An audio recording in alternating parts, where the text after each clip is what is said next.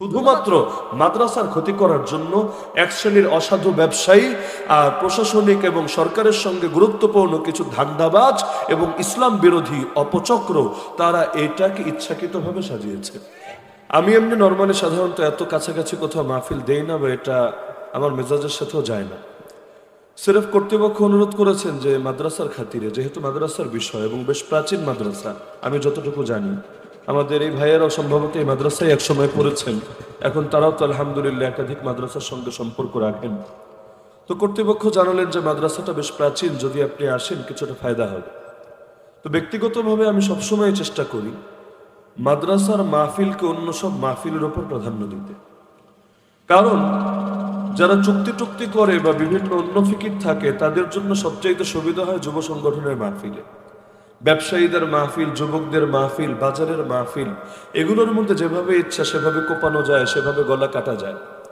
আর মাদ্রাসার মাহফিলগুলোর মধ্যে বাংলাদেশের অধিকাংশ মাদ্রাসাই থাকে প্রচুর পরিমাণ ঋণের চাপে জর্জরিত। আমরা যেহেতু মাদ্রাসায় চালাই, বাস্তবতা জানি, আমার নিজের মাদ্রাসায় 25 লাখ টাকা ঋণ আছে। তো যার কারণে মাদ্রাসাগুলোর জন্য ঋণটা অতি স্বাভাবিক একটা ব্যাপার।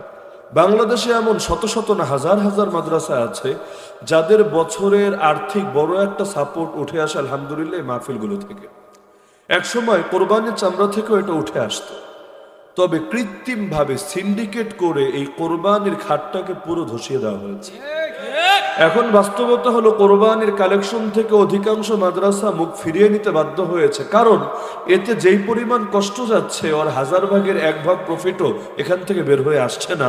কৃত্রিমভাবে চামড়া জিনিসের দাম কমেছে তা না, দাম বহুত বেড়েছে, কিন্তু ইচ্ছাকৃতভাবে শুধুমাত্র মাদ্রাসার ক্ষতি করার জন্য এক শ্রেণীর অসাধু ব্যবসায়ী আর প্রশাসনিক এবং সরকারের সঙ্গে গুরুত্বপূর্ণ কিছু ধান্দাবাজ এবং ইসলাম বিরোধী অপচক্র তারা এটাকে ইচ্ছাকৃতভাবে সাজিয়েছে।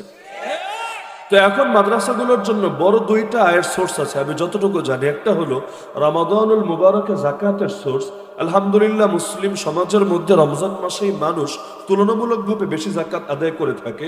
আর জাকাত আদায় করার ক্ষেত্রেও বাংলাদেশের বড় একটা সংখ্যক মানুষ তার এই মাদ্রাসাগুলোতে জাকাত দেয় দুইটা ফায়দাকে সামনে রেখে। এক হলো যাতে করে ইবাদত হয়ে যায়, 2 নম্বর হলো যাতে করে ইলমেরও খেদমত হয়ে যায়। এই টাকার দ্বারা কিছু ছাত্র যাতে হাফেজ হতে পারে, আলেম হতে পারে, যাতে করে পরবর্তীতেও তার জন্য তার মরার পরেও সওয়াবের এক সিলসিলা জারি থাকতে পারে।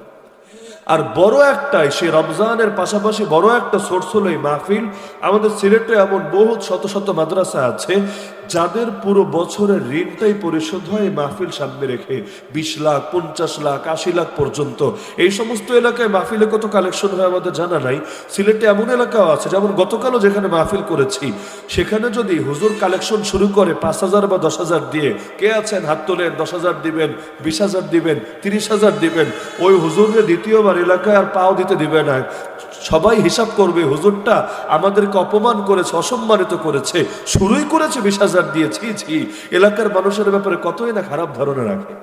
তো ওখানে শুরুই করতে হয় লাখের হিসাব দিয়ে, বা 50-এর নিচে তো প্রশ্নই আসে না। আর দান কারে বলে সুবহানাল্লাহ।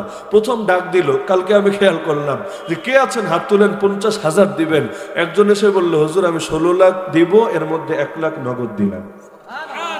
আমি তো অবাক, আরে চাইলো কি আর বান্দায় বলে কি? 50,000 চেয়েছে, 40 দেয় এটা হতে পারে, কিন্তু চাইলো 50 লাখ, আর 16 লাখ দেওয়ার জন্য ছুটে এসেছে, আবার 1 লাখ নগদও দিয়ে দিয়েছে। আলহামদুলিল্লাহ, আল্লাহ তাআলা তাদের দিলটাকে বড় করেছেন, সামর্থ্য হয়তো বেশি দিয়েছেন। প্রতিটা এলাকার মানুষের সামর্থ্য একরকম হবে না, বিশেষ করে যেখানে ব্যবসায়ী বেশি, প্রবাসী বেশি, ওখানকার মানুষদের আলহামদুলিল্লাহ দ্বীনি খেদমতের ক্ষেত্রে সামর্থ্যও বেশি। তো ব্যক্তিগতভাবে আমি সর্বদা চেষ্টা করি যে মাদ্রাসাকে প্রাধান্য দিতে, যাতে করে মাদ্রাসাগুলোর ফায়দা হয়। আবার ওই মাদ্রাসাগুলোকে প্রাধান্য না দিতে যাদের টাকার ভালো সোর্স আছে। ধরেন ক্যাডেট মাদ্রাসা, প্রত্যেক ছাত্র থেকে টাকা নেয় 20,000, 25,000, 30,000। ওদের তো টাকার অভাবই নাই, উল্টো অ্যাকাউন্টের মধ্যে 1 কোটি 2 কোটি টাকা পড়ে আছে, ওখানে না গেলেও চলবে। কিন্তু সেই সমস্ত মসজিদ যেগুলো অবহেলিত, ওই সমস্ত মাদ্রাসা যারা ঋণের চাপে জর্জরিত, এখানে আমরা যদি যাই আলহামদুলিল্লাহ 2 ফায়দাই হচ্ছে।